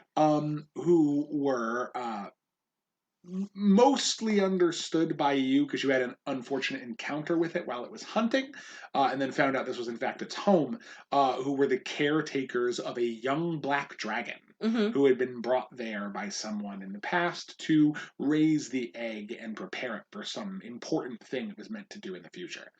So they were hiding it in the Underdark. You guys went there, you interacted with some of the kobolds there, and kind of started to like fuck around with their stuff when they're like, yeah, you can stay here and you can sleep in the courtyard because we let people in. It's kind of like an inn we run, but like don't go past the courtyard and don't climb on shit and don't cause trouble. You guys are like climbing up the tree and like fucking listening to the doors and like looking into the windows and like throwing shit. And so eventually they're like, yeah, you got to stop that. And then you're like, I'm just going to keep doing it though. And then a kobold with a large kite shield adorned in heavy armor and bearing a short sword came knocking in with a bunch of other kobold guards and basically told you they were going to kick your ass. They didn't, but they were going to. Yeah. And that was Malkin. Yeah. He is a mage knight. He is an eldritch knight, capable of casting some level of spells. But otherwise, he's like, a kobold, 3 foot tall, wearing mismatched piecemeal metallic armor, carrying a very fancy sword. He was very well equipped. And had a bunch of materials and tools and was taught how to use magic. He is like, crimson scaled, like bright yellow eyed, snappy, yippy, very talented, very intelligent, but ultimately not creative enough to defeat you. I mean, like, like it's a pass. I imagine that having sex with a kobold is kind of like having sex with a toothpick that won't stop yelping. Like I'm not really interested. Yeah, maybe if I was a kobold, I'd be like super into it. If you were a kobold, I mean, like he's well cut, very very strong, can handle a heavy shield and a blade, is talented with magic, the caretaker of a young dragon. Like that's fucking kobold nobility. Like he was like cream of the crop. But as a Hannah, gotta pass. No, yeah, he's basically like a weird twig that sounds like a chihuahua when it gets mad. Like, no, I'm good. Might adopt, won't smash. Yes. Agreed. So this is our next one. We got to N. We're on N now. Okay. Noir. Noir. Oh, of course. Noir is, I believe, the last member of our party. First to mention, the last like non-NPC member of our party. So Noir is half tiefling, half drow. Her parents are the member of our party, Callista, from the Worm Tamer video, if you listen to that one as well. Our tiefling bard, Warlock, who is sort of a storyteller and a guardian of light, which her daughter captures some of that in herself. She's the one who married She's the one who married Goran Duskrin, the Drow mage knight who had come up from the Underdark to make a life on the surface. So she's a tiefling. She has the horns, the tail, but has a Drow complexion, like very onyx skin. She have red eyes? She does. She does have red eyes. That's what I thought. She has white hair. Yeah, like not like the kind of like hardness to the red eye where there's like a sort of tempered by the hardship of your everyday life, like your average drow from the Underdark. Like a very soft red tone to her eye. Very like I imagine her as having like the big anime eyes at all times. Does. Well, she does. The coloration, her eyes are like ruby red. Yeah. But she's got the bright, wide-eyedness of a tiefling or a tiefling. Of a tiefling raised on the surface by caring parents. Yes. And she is a martial artist. It's interesting because there's a couple of things that happened. Turns out that 2 of our 3, but yeah, 2. I'm pretty sure it was just Nova and 2 her. as far as they knew. Yeah. Because Kylie ended up being born on the same day. I think she was a little early. Yeah. But she was like just. Like wasn't quite a clump of cells yet, but 2 of our party members were actually yeah. It's okay. 2 of our party members were actually fucking pregnant. They fought during the fight against Tiamat, and their exposure to the like rending portal between here and Tiamat's realm, as well as their exposure to the literal divine presence of a god, caused both of the children to have weird things happen to them. Nova's got his whole own extra thing, whereas Noir actually has the imprint of an ancient spirit bestowed upon her existence. She's the only one that can see them, but she has Master Wei, an ancient martial arts master from a faraway land, who gives her wisdom when she needs guidance and taught her how to channel the raw energy of ki into her body and channel light into a weaponized force to turn her punches and kicks into deadly weapons. She's exuberant, she's bouncy, she's lively, she's full of fun. Very innocent. Very innocent. She only recently swore for the first time, because, things were just, she'd had it up to here with them and she just couldn't take it anymore. Things got real bad. Yeah, things got real bad, and she said an F word, which was like, whoa, that was crazy. And she used to, like, whenever other people would swear in her presence, she'd, like, close her ears and be like, oh my gosh. Or tell us it was unnecessary. Yeah, like, no, you didn't need to say that. She's a sweetheart, absolute sweetheart. Uh, Now we're looking into the future. Yes. This is the one person in our actual player group who is underage, but we're talking about older Noir. Well, technically, her and Kylie were born on the same day. Oh, so I guess technically, well, maybe, is it the same year, same day? Yes. Okay, so then I guess technically both of them are. I could be wrong on that. Kylie might actually be older. No, Kylie wouldn't be older. Noir. Yeah, Kylie would be younger. So yeah, they're born on the same day. Okay, so both of them. Just Kylie seems so mature.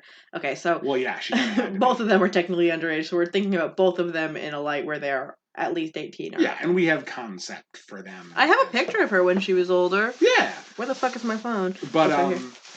But yeah, so I mean, yeah, definitely. Because Kyle did have me age her up, right, in a photo, right. So I do have a photo of her aged up. So definitely smash. Although I don't know, she's kind of innocent, so maybe like it could like it. She's very pretty, but also like it could be a similar thing to Arya with me, where it's like I feel like we are like so close, and you're so sweet and innocent that like I don't know if like that's actually the route I'm going with you. Yeah, like that's the thing is like I wouldn't see that. I'd be like I don't think like this isn't like a fling thing. Mm-hmm. Like it would have to be like it would only end up working out if it's just like okay we're gonna be together, right? Yeah, because like I don't know, that just doesn't seem like her. And I guess I get that we're there it is, yeah. So we might actually be able to post a picture of the character, but yeah, I you know what, I'm going back and forth on it. I think I kind of settle. It's pretty much the same thing as Arya for me. Mm-hmm. It's like a pass, but not because I don't think that she's very pretty, and not that I don't think we have like a close connection, but because like I feel like it would be weird and I wouldn't do it. Right, like a loving pass. Because I also see this like I don't know, maybe it's just the word smash, but I see it as like this is like we're just doing this because we're trying to like get off some energy or have some fun, and that's it. Like it's got no strings attached, which like that's not how it would work. Right. Yeah. Well, that's the thing too, is because we're playing Smash or Pass, but I'm kind of like taking some liberties with it, where I'm like, Smash could mean all sorts of different kinds of Smash. Sure. Though it's like Darren does like smash. Yeah. But then it's like other people like it's like what's his fucking name, Fargus. Yeah. It's like like fucking smash, but like forever. Like, a forever smash. It's like we keep him. Yeah. He's a good boy. That's kind of how I feel about it. Noir's like a tentative pass, like a very caring pass. Right. For me, she's real sweet, she's real pretty and stuff, but like I'd probably pass if only for the fact that if I started talking to her and she told me that there's a ghost that follows her around 24/7, I'd be like, I'm not here for an audience, bitch. I didn't think about that. I don't want anyone else to see my fucking butt. Oh, that's a little interesting. Yeah, that's kind of... Would I believe her, though? She'd be like, oh, yeah, like, I have a ghost, sensei. And I'm like, okay. I'm Hannah, so, like, you probably do. That's true. So I'm like, okay, like, that's real nice and everything, but, no. Yeah, but no. It's gonna be a no. Okay. Like, you're real cool and everything, but also no. And also, I swear way too much for, like, us. I mean, she likes Ivy, so I guess we could be friends. She's just innocent. She gets along with people who are gruff and, like, rough around the edges. She gets along with Ivy. She's, like, trying to soften everybody up. She's like, I just want everyone to be happy. Yeah. What a sweetheart. Yeah, very sweet. We could potentially be friends for limited amounts of time. Oh, me and her would be best friends. It'd be easy. Well, I don't mean we'd be best friends. I don't mean like stop being friends after a while. I mean like we could be friends and like see each other every here and again. Sure. Yeah, I got you. No, we'd be hanging out all the time. If there was no ghost, I'd be like, yeah, sure, I guess we could smash. Sure. But like with the ghost, the ghost is the deal breaker. Sorry, Master Way. Yeah. Like, you probably should fucking like go in the other room or something. Like, yeah, you're not my gynecologist or someone I'm smashing, so you can't see all this. You can't. Yeah. That's a good point. I literally did not think of that. Huh. Okay. Oh, for Orcus. Orcus. Fuck that. God, no. That's a big... Orcus is the demon prince of undeath. He is a large orange, like curved, like ram horn, like bloated, corpusculescent, like garbage nasty boy. He's got like big bat wings and like giant like cloven thick like bull hooves. Yeah, he's icky. He's like got a big pot belly and like rotting maggots are fucking falling out of it. He's like reeks of corpses and like rafflesia flower and like nasty shit. And just like he's just bad, and also like he waves his fingers, and like anyone who had died in the last 100 years that's buried there just starts fucking crawling their way out of the, like, no, absolutely fucking not. That's disgusting.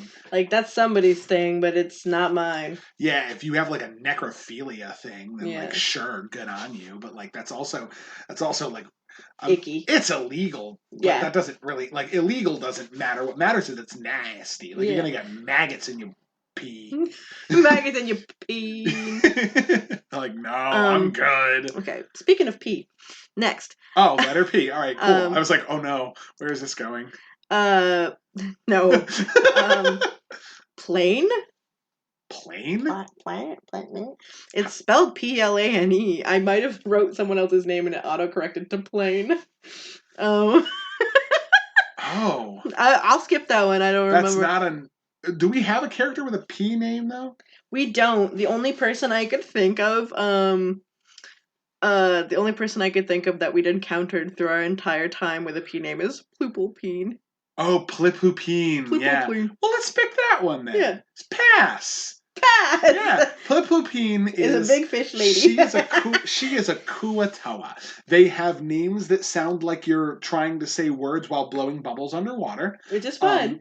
They are a Kuatoa, which means they're like 4 to 5 foot tall, kind of like hunched over literal fish people. Yeah. Like it's a fish head, and they have skinny little gray arms and legs.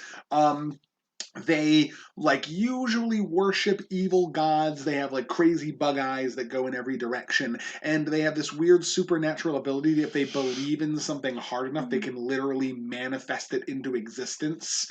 And so sometimes they like start worshiping strange phenomenon as gods and then manifest them into reality, because they're like weird Cthulhu-y fish fucking weirdos. She was the priestess of the Deep Father, right? I think so. Yeah. So she was worshiping a being that she knew of as Limu Gugun, because her and a bunch of other people on her boating expedition went out onto the Dark Lake to go fishing and saw a terrible monster underwater, and then like saw it, and they were just like, oh, that must be God, and then just immediately started worshiping it because they're fucking weirdos. Mm-hmm. And it was actually Demogorgon, and they started doing weird ritual sacrifices, which like ruined their entire city, rendered its destruction, destroyed most of their people, and like tore their entire civilization apart by summoning him to them. She's nasty, she's gross. They mostly worship by creating statues out of corpses in the effigy of their gods and then prostrating themselves before it and vomiting at its feet. So no. They're gross. Like, Kuatoa are disgusting. Yeah, Kuatoa is very cool. They're like weirdly cute sometimes. Well, that's why they're like ugly cute, but like no. That's why I'm sitting here, because I think they're adorable. I hate fish, but like they're real cute. Yeah. But like I would not smash. They have like burbly voices. I miss Shusher. Oh yeah, Shusher. Oh, poor boy. He had left the civilization. Wasn't that his wife or something? That was his ex-girlfriend. His ex-girlfriend. Yeah. Well, her dad was the priest of the other goddess of Blibdulpulp, the sea mother. Blibdulpulp. and him and the dad didn't get along because Shusher was in a thing with Pliplupine for a while, and then he was like gonna get married to her, and got her pregnant. I don't know if you guys knew that. We figured it out. She had children. Yeah, we were trying to tell him. I think. That was his biological child. But then, like shortly after that happened, before he really knew, he was just like, I had a vision and it called me out into the dark lake, and then he just fucked off to go meditate in a cave for 15 years, and then came back and was like, I found enlightenment. Let's not worship gods and just go in the woods. And like they didn't like that. Yeah. We were trying. And also, he's a deadbeat dad by accident. So. Yeah, I don't. He didn't. He's so stupid. He didn't understand. Not that that's an excuse, but it was like we're like, hey, Shusher, does that girl look like you? That girl kind of looks a lot like you, and is the child of your ex, and is about as old as you've been gone. So he's like, no, and he's like, wow, that's weird. It's like, yeah, it's a little bit less than weird. He's just like, wonder what happened. I don't know. I couldn't fucking. We're like, you stupid idiot. Yeah, he's precious. Anyway, R.I.P. R.I.P. Shusher. R.I.P. Sloobled out. Guess it didn't matter if you knew it was his kid or not. Yeah. Anyways, R. Who we got for R? Ront. Oh, what an ass.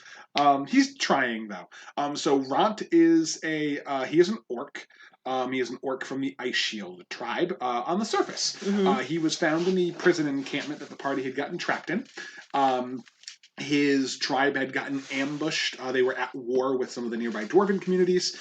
They were fighting in the mountainside, and instead of engaging the enemy on a precarious mountain pass, he did what he is best at and ran away because he's kind of a coward, and ended up tumbling down the side of the mountain and falling into a crevasse in the ravine, getting tangled up in some vines, and then the dwarves set up a rock fall to knock the supply train of the orcs off the edge of the caravan to gain the edge in the fight, which caused a cave-in where he was, and then he couldn't find a way out, so he just kept walking and got further and further into the Underdark and ended up being lost before he got captured and imprisoned.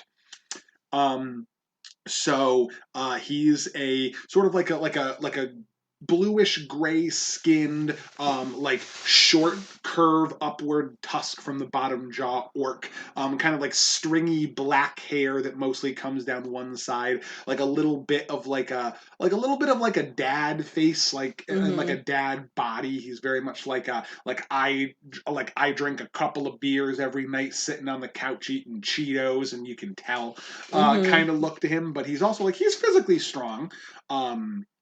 But definitely a bit more laid back, and a bit more like comfortable in his physical appearance, as opposed to like rugged and like warrior like. He really does try his best, but he's a huge coward, and because that's looked down on so much in his society, he kind of lashes out at people who he perceives as weaker or smaller than him because it gives him a target. He's basically a bully. He's just a big dumb bully. Arya spent a lot of time trying to soften him and make him braver by repeatedly casting heroism on him, and it helped a little bit. So now he actually like helps out from time to time, but mostly he's just content to be quiet and blend into the background and not really like get involved with too much stuff because he's just kind of not like he's not like in love with anybody in the group. He's not like anyone's friend. He just wants to go home. So yeah, when it comes down to it, I don't know, it's probably a pass for me. I wish him the best of luck in his personal journey of self-discovery, and I hope he finds a place that he belongs. That being said, the place he belongs is not in my pants. Right, exactly. He's a bully and kind of a shithead and kind of a coward, and those don't work for me. Yeah, it's a pass for me too. Yeah. The first thing that he tried to do was eat my flying squirrel. Oh yeah, and bully my mushroom son. So even as a Hannah, if he tried to do that to any of my animals or like be mean to like tiny creatures, I would not fucking be about it. Yeah. I'd be like, no, you're a fuck face. Yeah. And you're done. Like I could get over you being ugly. I can't get over your soul being ugly. Yeah, like that's the thing is like he's become a lot better person since, but he's one of those people that like would get mad and like kick a puppy. Like he's an asshole. Yeah. He's become a lot better of a person, but that's who he was, and it's kind of hard to scrub that out, you know? Right. I mean, yeah, it's almost kind of like with the evil Drow society. If he grew up in a warlike tribe and they were like not nice to him, he didn't grow up with anyone that taught him how to be nice. Right. Like, so he didn't know how exactly. So now we go to S. Sereth. Sereth Xekaret. He is actually a Drow, another Drow who is traveling with the party. We picked up a lot of the Drow. You picked up a couple. He he was imprisoned there because he committed some sort of blasphemy against their deranged spider queen goddess. He is a herbalist and a specialist in fungi. He, for a very long period of their adventure, was infected by strange spores that were growing up the side of his head that eventually would have, once he got close, and it was like trying to get him to go to a location. He was like trying to get to Neverlight Grove, where the source of his infection was located. And with the intent of getting close enough that the seeds would germinate inside of his brain, blow his fucking skull open and turn him into a plant monster under her control, which did not work. You guys managed to cure him before you got there. But he's like, honestly, a fairly plain-looking, kind of scruffy drow who's been living in the like wilds of the Underdark for a very long time. Not a lot of social graces, a bit brazen, a bit mannerless, and kind of has an air of superiority about him. It's a no from me. That's a pass. Like he's kind of an arrogant asshole, but he doesn't have any, like amongst Drow, he's fairly plain looking. And like he's a Drow. I thought you would smash just from that. See, that's the thing. It would be, but like I don't know, like he's just kind of fine, and also his attitude sucks. Well, so does Ilvara's and Asha's. Yeah, but they're really pretty. I see. Jorlin, Ilvara, Asha, all of them, like they're very attractive now. He's kind of like a scruffy whatever. Like personality at that point is like that's where you win there. And he doesn't really have one. He doesn't really have a good personality. Yeah, either one of those could work together to make me be like, wow, I found something that causes me to be attracted to you, but you have none of it. You have nothing. Yeah, I'd probably pass too, just because I don't even care if you're plain looking, because like I said, lots of like your physical attributes don't really equate to me wanting to smash or pass on you. But he's just he's just bland. Yeah. It's kind of bland and generic and a little bit obnoxious. Yeah. Like, I was going to say, I don't even think there's, like, nothing compelling about his personality, especially since we fixed him. Like, he doesn't have any memories from the times that we spent together with him, and he's kind of gone from, like, a weird, mysterious stranger who didn't remember anything from before he got infected to a boring, not as mysterious stranger that doesn't remember anything between when he got infected and now. So, like, any of our memories with him. Right. So now he's just kind of, like, standoffish. We kind of, like, he'll watch our group sometimes when we go off as the players and, like, need to leave some people behind. And then other than that, he, like, sits in his tent and, like, sniffs mushrooms. I don't know. Like, yeah. So, nah, like, I'm good. Like, you're fine. But understandable. Yeah, that's all I got on that. What's our next one? The ones I could find for T was Topsy and Turvy. Topsy and Turvy, the twins. Well, so Topsy and Turvy they're also deep gnomes. They're the Svirfneblin people.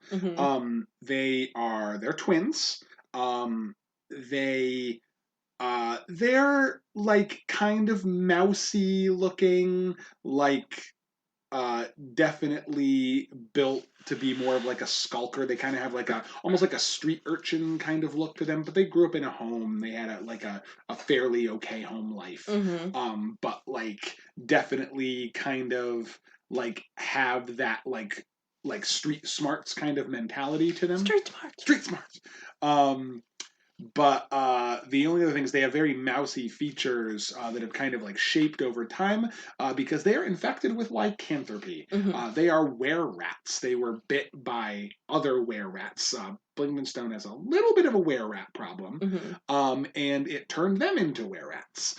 So now every month at the full moon, which is above, so it's kind of hard to predict it without someone who can tell time well, their bodies just shift and change into a rat-like form, and they kind of attack indiscriminately. Mm-hmm. That's kind of dangerous for my taste, and also they like a little bit smell like mice. So that's gonna be a no from me. Like I love the twins, but Mm-hmm. that's a no. Well, see, the thing is, It's a I don't pass. really care about like smell of animals because I'm a big animal person. Sure. So So- like you grew up around animals all the time. That's not like a bother. Yeah, Here. like I don't care if people smell like animals or if things smell like animals. But like the thing is they share such a closeness that like I feel like even if I'm not really interested in either, but even if I were to be interested in either, Yeah. that like they like how do you even spend time with just one of them? Right, you don't like they're literally not apart. Yeah, ever, and I Yeah. don't think they ever will be. Right. Like, like we literally all like just recently in the campaign swapped dreams, and they swapped dreams with each other, and it was literally just the same experience that both of them had, but from a foot to the left or right, and it's like you guys. Like you sleep together, you eat together, you bathe together, you like walk together, talk together. Yeah, Like they're like twin souls. yeah, so, which is like that's fine, but like nah, Yeah. like nah. Yeah, Well, we're not. we're gonna have a relationship eternally with this other person to the left or right. Like it's not happening. Sorry. Now X. I don't really know how to say this one. It's Zalith. Zalith. Oh, so we jumped ahead to TUVW. I didn't have anyone for That sounds right. I don't Yeah. think I've introduced any NPCs with those. So Zalith is the next one. Zalith. These are the last three, by the way. We're The at last X. three. Oh wow, we're actually really close to the end. Okay. So Zalith is she is the Drow scout. The one who. Oh, the one that was the scout I was talking about when we were talking about Fargus.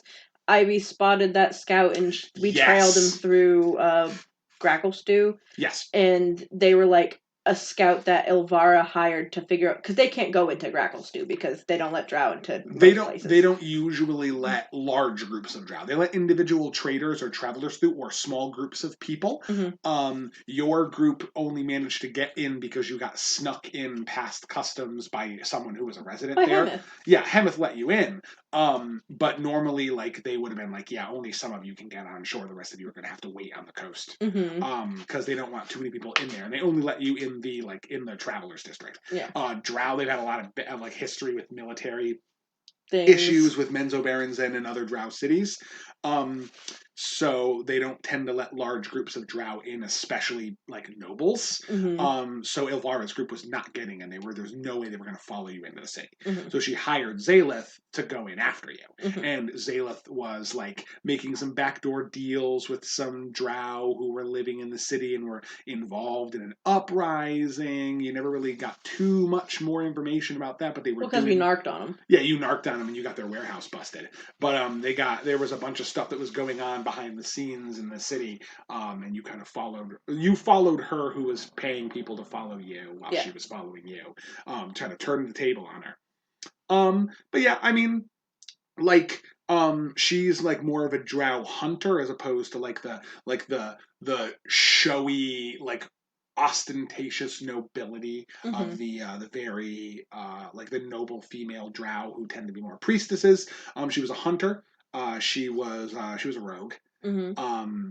So very lithe build, like little scars and stuff across her shoulders and arms arms from fights and scraps she had been in. Definitely more like rugged features, a little bit like stronger, more well protected, strong leathers. Like she had like I think she had like a dyed stripe in her hair. Yeah. Yeah. Yeah.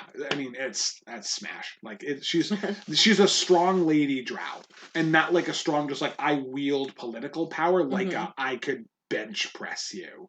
So like absolutely. I have to pass because she kind of seems like an ass kisser, and she also reminds me. Oh, she is. Yeah, like I'm not into that, and she also reminds me of a character that I had a big feud against in our first campaign. Oh, who did she? Oh, she reminds you of Halia. But an ass kisser, so it's just worse. Yeah. Um. Yeah, there's a little bit of that there, to be honest with you. So you weren't wrong to suss her out. Yeah, so I was not like none of my characters nor me would be into that. Fair enough. Yeah, and she's kind of like a minor bit character. I don't think you guys ever actually like spoke to her. No, we turned her into the police, and I claimed that she had stolen from me, and I took all the things in her pockets and spit in her face. Yeah. And then she went away. Yeah. Yeah. She was still in that prison when whatever happened when you left. So maybe she got stepped on by Demogorgon. Who knows? We'll see, I guess. Or we won't see. We'll yeah. You guys haven't heard any word from Gracklestu. You've been in the wilds for like 2 months. Yeah.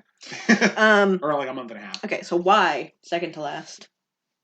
Yinogu. Yinogu, Demon Prince of Knolls. We are talking about a 16-foot tall hyena who is covered in the blood and flesh trinkets and baubles of all of his victims.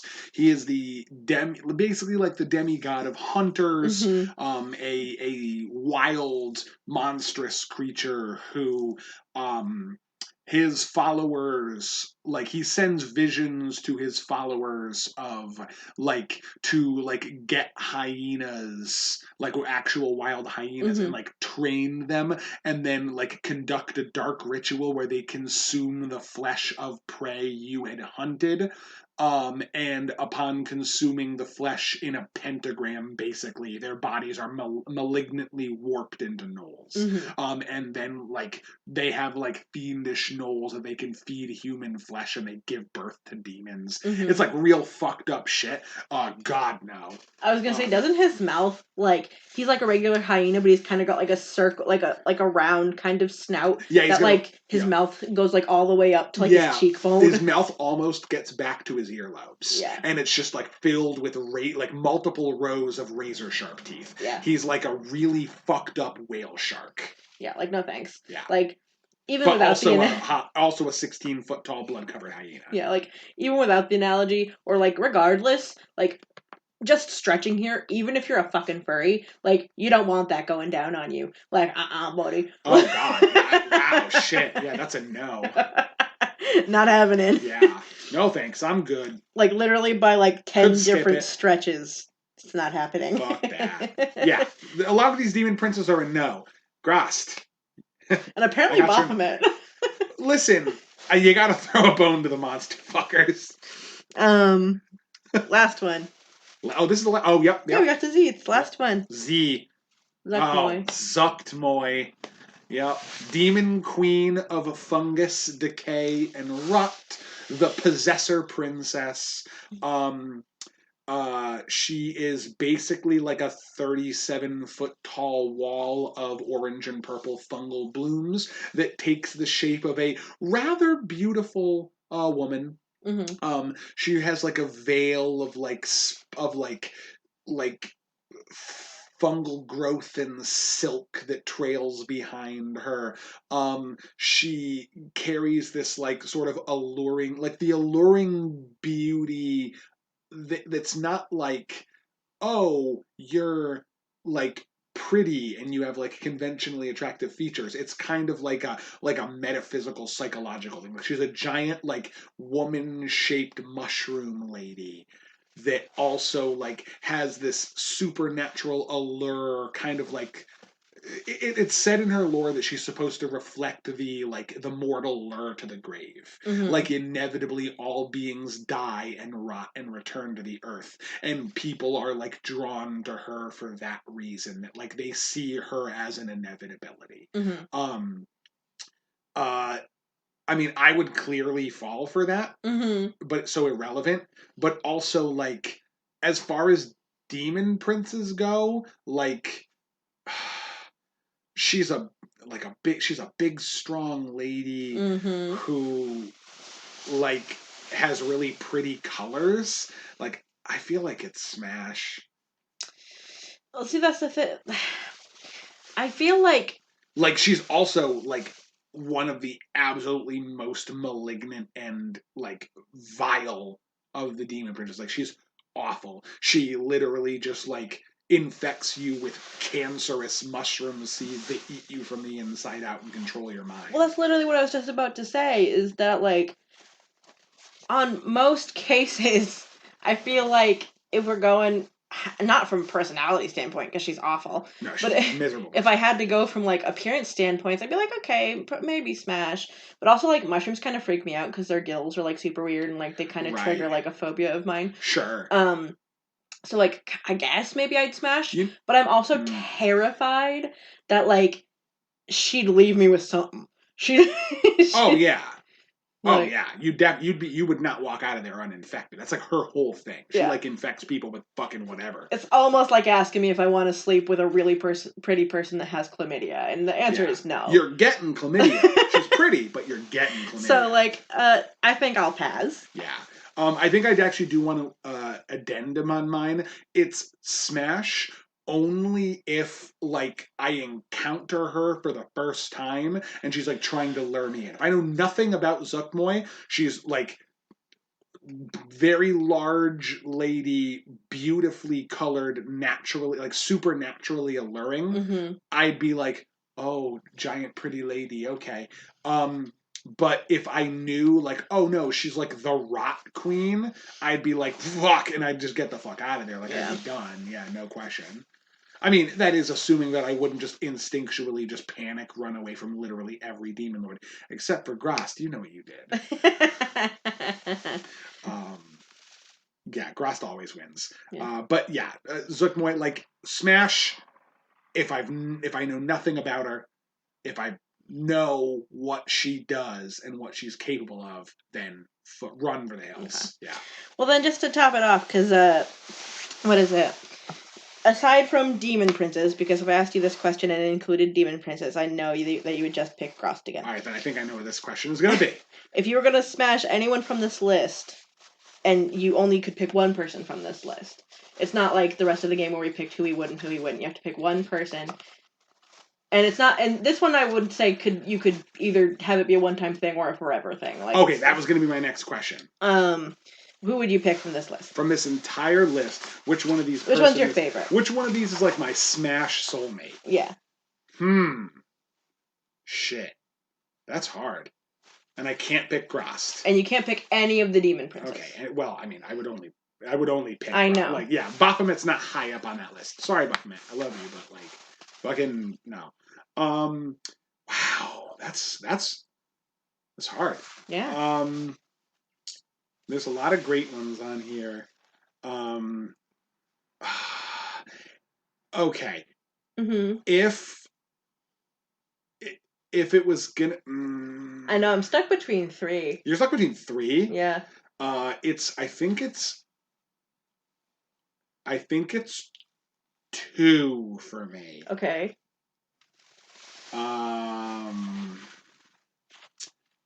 I think it's 2 for me, and it's it's 3 for me. If it's just like a Smash, and then that's it, I think it's Asha. Okay. Cause like then I can dip from the crazy, because she's kind of just Azula. Like, I ain't interested in sticking around. What about your Smash soulmate? My Smash. I think that's what we've settled on. My Smash soulmate. It's between 2 people, and honestly, like, No, I think I have it narrowed down. I think it's Jorlin. It's I Jorlin? think it's Jorlin. Yeah, he's just like I'm a sucker for a sad boy. Mm-hmm. Like like we all love sad boys, right? Please, we all love Yeah. in the comments. We all love sad boys. Please, like vindicate me. Um, but just like he had a really really hard life, and like he's this like rough around the edges kind of edgy person, which is something that I'm like attracted to, of course.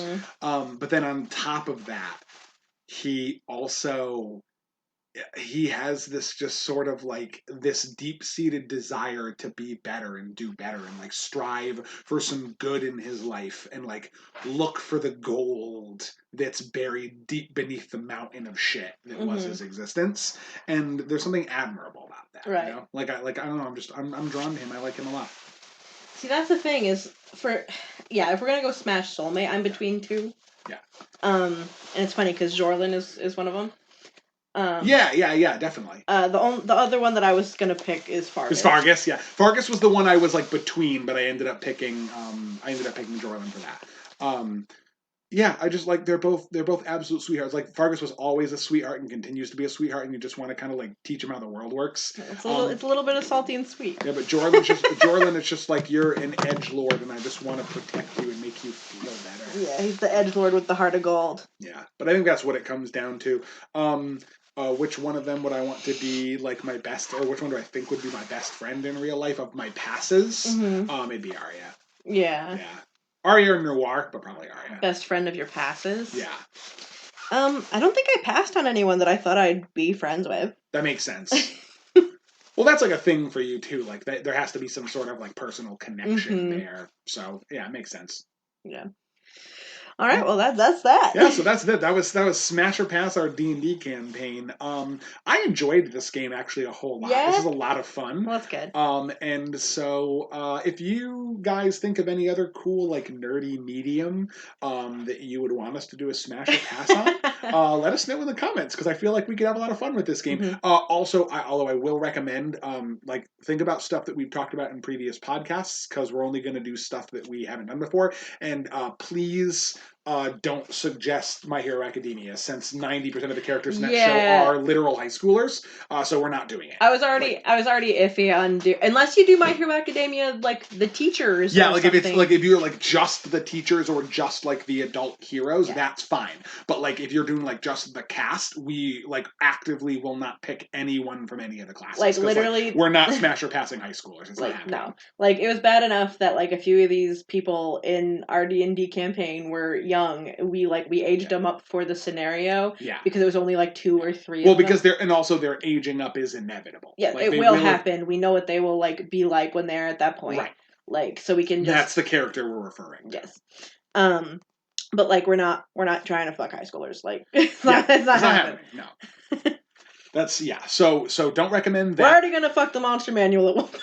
Oh yeah, we did kind of promise that on here. I'm gonna do it. Yeah, well, it's going to happen because we said it in the podcast. This is our own personal Unis Honest piece on a fucking thing. Like we said it, so now it has to happen at some point. I mean, unless every one of our followers or like even half of them are just like, don't do that, then I'll be like, okay, fine, but it'd be funny. No, you guys can go ahead and say don't do that. We're gonna do it anyway. I probably will, yeah. Yeah, we're gonna do it. It doesn't matter. We're doing it. This is fun. We're doing it anyway. Okay.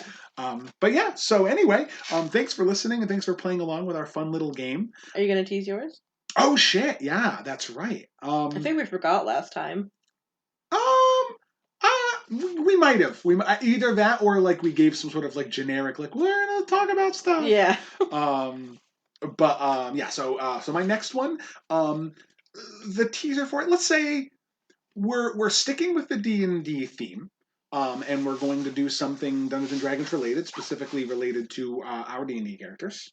But we are combining that with revisiting a previous topic that we've done before on this podcast, and kind of like combining the two topics together to do a deep dive. So look forward to that. It'll be interesting, to say the least. I've had a couple of people in the comments request something along the lines of my next one, so hopefully you guys enjoy it. Yeah, it'll be fun. All right, well, thank you so much for listening. As always, we appreciate you spending your time with us, and Hope you had fun. We'll see yeah, you next time. hope you enjoyed games like this, and maybe you can have a little fun with it in your own campaigns or with your own friends. Okay, well, love you all. Love you. Bye. Love you. Bye.